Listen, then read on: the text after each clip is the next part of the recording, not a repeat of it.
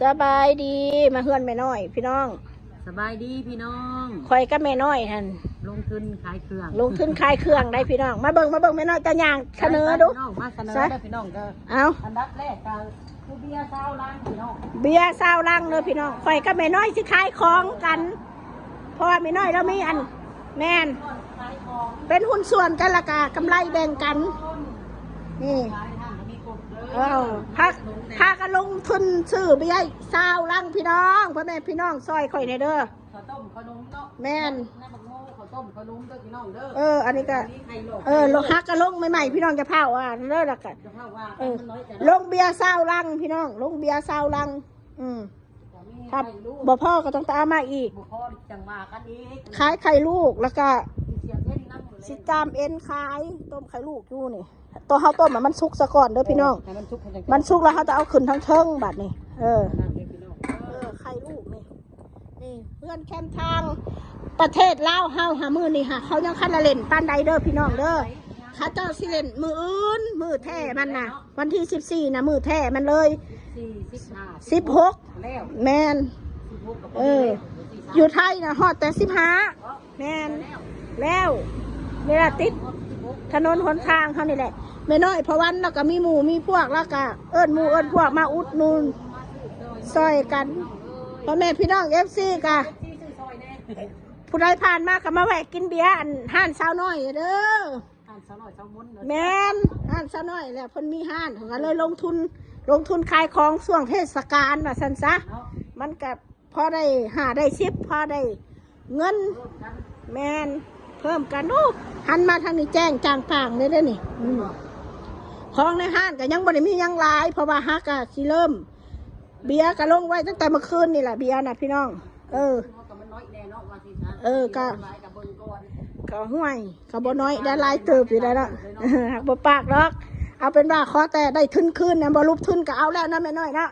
ใครก็เฮาอยู่บ่ได้เฮาก็ซื้อเขากินหั่นนะเฮาก็เอากำไรมากินกันนี่แหละทุนใส่กระเป๋าเขาจะไม่ได้จกเงินเจ้าของนั่นแหละก็เลยว่าสิพาก็ขายกับแม่น้อย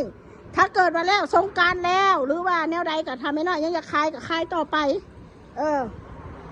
ทุนก็เดี๋ยวค่อยก็สิค่อยซัพพอร์ตทยอยให้มาเด้อมาซื้อนี่มาซื้อยังบ่เป็นตาอยากได้เงินเราสาวเดินต้นเรา มีอยู่ดอกมังซื้อยังมาซื้อเบียร์ซอยนี่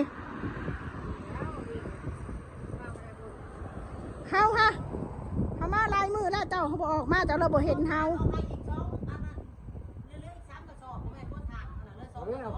ไปเด้อมาซื้อไข่ลูกใส่ให้เลยเด้อนี่เห็นบ่นี่ไข่ลูกข่อยพี่น้องนะซื้อไข่ลูก2 แพงอุดหนุนซอยข่อยเนี่ยเด้อพ่อแม่พี่น้องเด้อแม่ค้าใหม่สิไปซื้อเอ็นมาจามขายยามมะแรงมาเข้ามานั่งกินเบียร์ยามมะแรงนะพี่น้องงานเลยค่ะขายของไม่น้อยเรามีร้านแคมทางกันเลยพักกันลงทุนชวนกันขายปีใหม่เนาะปีใหม่ไทยเฮาเนาะพี่น้องเฮาก็ถือว่าครอบครัวเดียวกันเป็นยังดอกเพราะว่าซ่ากันแล้วก็แล้วเรามีร้านคอยนะอยากขายลงเบิ้งบ่แม่นยังดอกเพราะแต่เขาบ่ได้จกทุนซื้อกินนะเนาะสาวน้อยก็ยังเหลือเบียร์อยู่เขาซื้อไว้เรื่องให้เขาของขวดถ้าก็ขายเบียร์ได้ลังนึงพี่น้อยมื้อแรกนี่ทักสิขายเขาก็เปิดห้านเนาะแม่นถ้าขายได้ลังนึงพี่น้องอุดหนุนเด้อพี่น้องทุกคนลังละ250,000เด้อพี่น้อง250,000เงินบาทมีเท่าไหร่500 บาทกับ500 บาท450เนาะแม่น450เราซื้อจังไปขายอันนี้เขาซื้อแบบไปหับเอาหม่องมันเลยเขาซื้อร้ายมันก็เลยลดแต่แม่นว่าถ้าเขาไปซื้ออยู่ร้านเขามากินนะกันตกลัง1,500เพื่อได้500 กว่าบาทเพื่อได้พี่น้องเลยซื้อยาสูบบ่ยาสูบบ้างกันได้พี่เนี่ยพี่ยานี่มันอันนะไม่นางขอเงินคอยไม่ทันได้คอยอุตส่าห์ที่ขายของให้เจ้าจะมาขอคอยบดจะรักนะบ้ยเนาะว่างพี่น้องเอาให้เล่ากันต้นเรา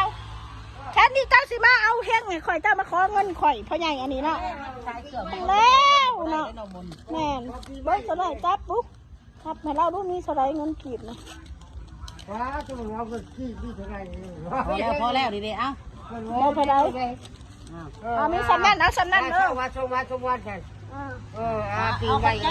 ดูครบใจมาได้ยืน เจ้า น้ำให้ด้วย น้ำไม่รู้ ดีใจ มานั่งกันด้วยก็สร้าง ไหนคนคนดีใจ ดีใจที่นั่ง ดีใจเราดีใจ มากินเด้อ ทั้งได้ขายทานนั่นขายมาโลดนั่นทานนะแบกทานมากก็ได้ คนเราสิออกมากินน้ำมาแรกแล้วมากินเบียร์กับเขาเด้อถ้าเจ้าอยากกินฟรีจะมาหาตลอดคนมาซื้อเจ้านี่เจ้าไม่ต้องจ่ายเงินจะหาคนซื้อให้ ถ้าคนซื้อให้เราในอีต้นแล้วเราก็แย่เนาะเท้าพี่น้องเอ้ยกระบะเราก่อนน้องทอง พอมานั่งบัดนี้ถ้านั่งขายของก็ไม่น้อยได้บาทนี่พี่น้องเราต้องได้เอ็นนี่สิซื้อบ่นี่ ซื้อเรามืออื่นถึงเริ่มเอ็น เอาอันเขาจะว่าข่าวงัวอยู่ไซให้พวันเราไปซื้อมานะ เขาเงินการกัน เขาตกพูดบ่ เขาบริโภค อ๋อเขาข่าวกินนึกว่าให้ตก ยานะแซ่บ เนาะมันจมนี่ยัง ว้าวยังบันเนี่ย มาซอยเด้อพี่น้องเด้ออุดหนุนข่อยแน่100 200กับพอมีแห้ง 6 ขวดก็ได้3 ขวดก็ได้เนาะ 6 ขวดก็ได้3 ขวดก็ได้ 3 ขวดก็ได้ เขาไม่ได้กิน เบี นะ ยร์อยู่นี่ ไม่น้อย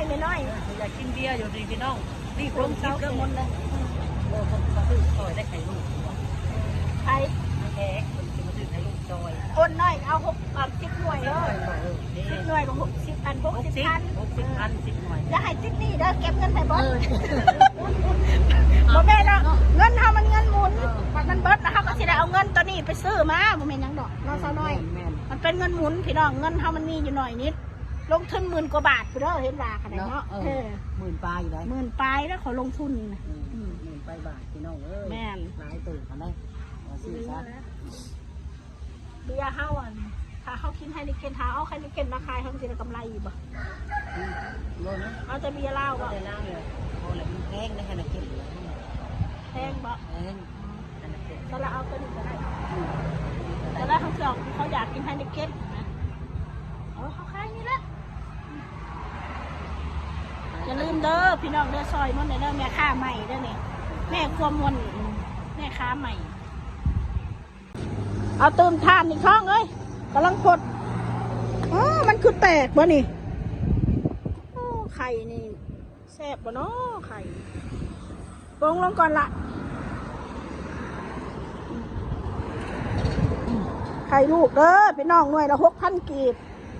6,000 กีบกับหน่วยละ11 บาทเด้อพี่น้อง11 บาทหน่วยละ11 บาท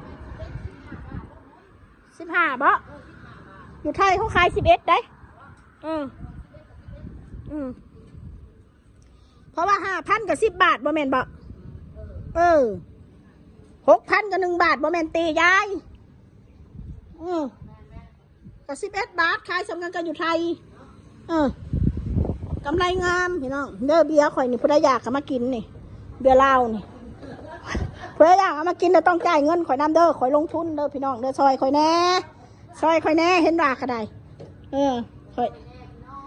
เจ้าหน่อยเขาเมื่อไทยแล้วเขาก็ไม่ได้ขายเขาก็ให้ไม่น้อยขายทุนกันจังหวะหมุนกันไปกำไรโอนมาแม่นซอยกันถ้าเราเห็ดไม่น้อยแล้วก็จมบ่มีเงินมีคำก็มีห้านอยู่กับเห็ดมันมีประโยชน์หรอวะ เป็นคนอนาคตพี่น้องแล้วเป็นคนลงทุนเอาแบบจากห้างซื้อเอา ไม่น้อยคนเป็นห้านมันน่ะเป็นคนลงทุนแต่ว่ากำไรน่ะแบ่งกันคนละครึ่งเพราะว่าร้านแม่น้อยเท่าได้ก็แบ่งกันเบิดขายยังก็แบ่งกันคนละครึ่งเบียร์กับคนละครึ่งนั่นแหละแต่ว่าทุนน่ะจะให้ฮดของข่อยเด็ดขาดนะสาวน้อยให้ได้คืนข่อยได้10,000 กว่าบาทนะแม่นทุนนะเขาเก่ากำไรเลยต่างปันกันแม่นกำไรปันกันเพราะว่ามันก็มีค่าน้ำค่าไฟเนาะค่าเสียบพื้นเสียบไฟก็ต้องสี่แหละเขาก็ต้องแบ่งกันแม่น้อยแล้วเขาสิมาขายแต่ของเพิ่นฟรีๆก็บ่ได้เพราะวันก็ขอบคุณเพราะวันน้ำเราก็บ่ได้ยากขายโลดแล้วว่ะให้อยากให้ลูกให้ร้านได้แล้วว่ะเนาะก็ขอบคุณสาวน้อยเพราะวันน้ำแหละพี่น้องพึ่งพาอาศัยกันแต่ว่า ขอบคุณเจ้ามาลงทุน